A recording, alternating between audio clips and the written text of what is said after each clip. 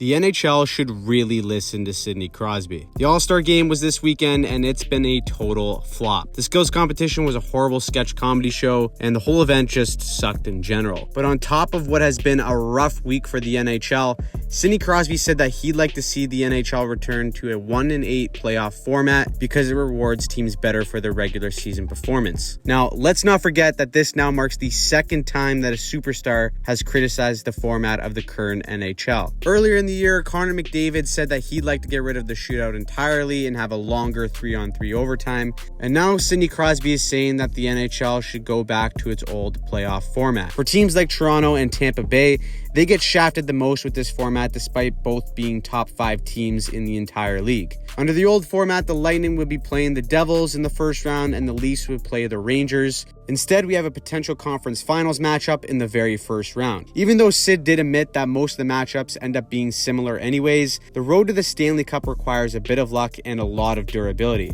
From a mental standpoint, who you play in the first round could have a significant impact on your Stanley Cup run. When you have to go up against another heavyweight in the first round, there's no doubt you feel it mentally and physically in the rounds after.